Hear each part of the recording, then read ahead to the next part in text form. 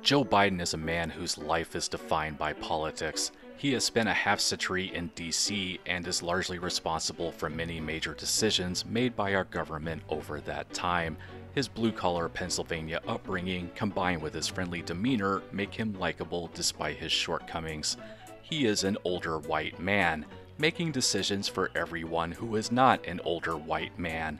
He lives within the safe and secure confines of the D.C. elite. He is a corporatist on top of being an authoritarian. And last but not least, people have no idea what they are going to hear every time he opens his mouth. Joe Biden has been labeled by right-wing media as a walking gaffe machine.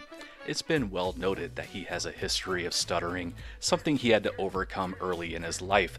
Sometimes you still see evidence of it, but his gaffes go way beyond not being able to say a word or finish a sentence. He has said things that sound absolutely ridiculous, yet he still maintains a reputation among Democrats and urban independents as an embodiment of social justice and fairness. Take his administration's current priority to level the playing field for marginalized communities. The issues impacting these communities were greatly exposed when the pandemic began. Joe Biden is now on a mission to rectify those issues and give these communities an avenue to pursue their own happiness.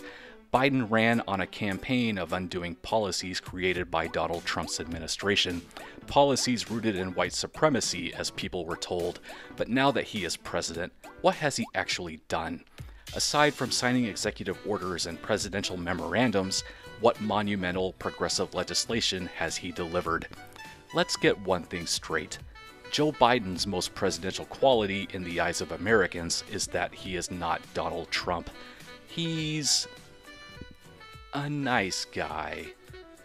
He tells jokes, he loves being around children, he is a family man, but most of all, he unconsciously takes disparaging swipes at the very people he has promised to defend, marginalized people of color.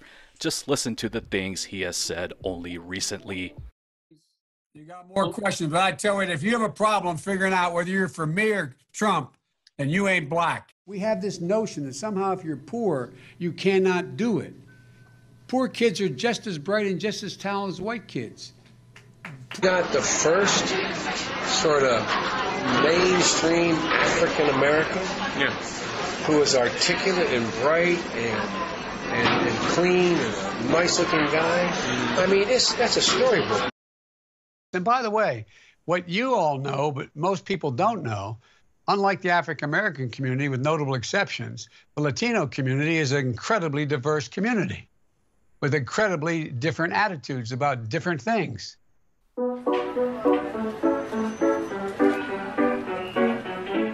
These examples barely scratch the surface of what this man has said.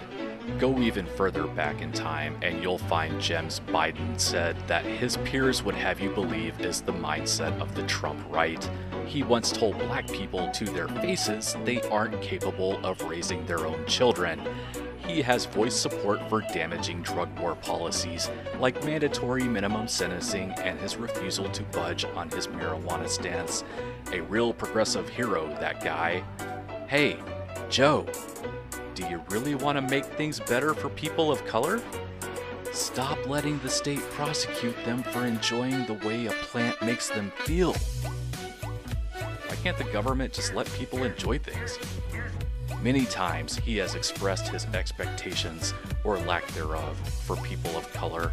He has shared his opinions that they are not smart or not capable of living their lives without a white liberal leading the way. It's just another glaring example of that classic white Democrat stereotype. Joe Biden exemplifies himself as an absent-minded patriarch who thinks his ideas are best.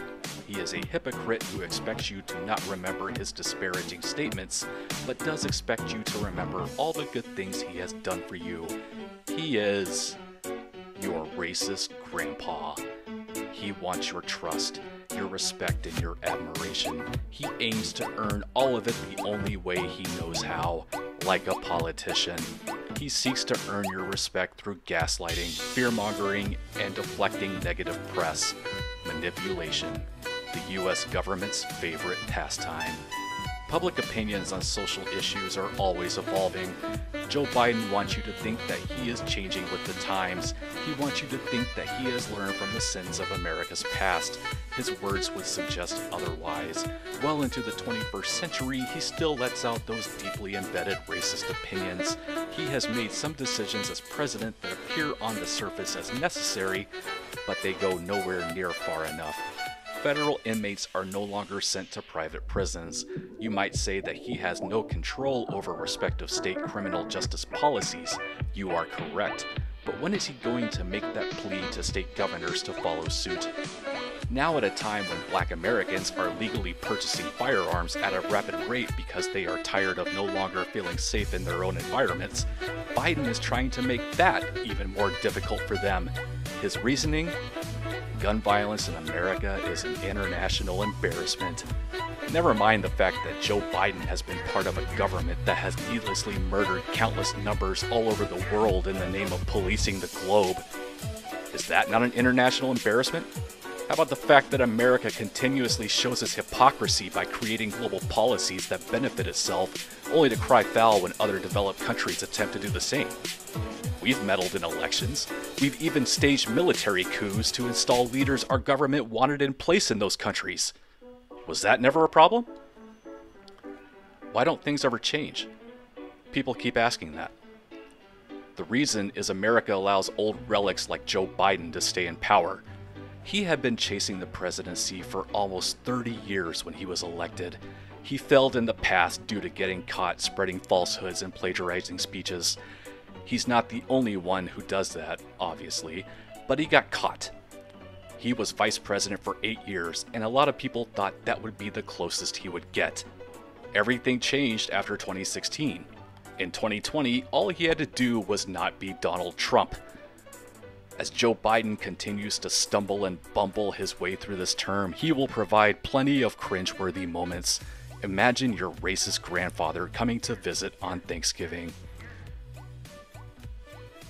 Before he arrives, other family members are bracing for the things that will come out of his mouth. They hope he doesn't describe his Uber as good for Asian driving. They're praying that he doesn't make any comments about those savages at the first Thanksgiving. I really hope Grandpa doesn't tell that awful story about how he missed Thanksgiving once because he was off fighting the Japs. But it's Grandpa, so he gets a pass. People just hope he doesn't embarrass the family, so they keep Grandpa away from people as much as possible. That's what handlers are doing now with Joe Biden. His FaceTime with the press is minimal, his speeches are short. Despite being in the public eye, he doesn't seem to embrace the spotlight the same way as Donald Trump or Barack Obama. So the best way to get something That's done, actually a good thing. If it holds near and dear to you that you like to be able to. Anyway, we're going to get a lot done. And if we have to, if there's complete lockdown and chaos as a consequence of the filibuster, then we'll have to go beyond what I'm talking about.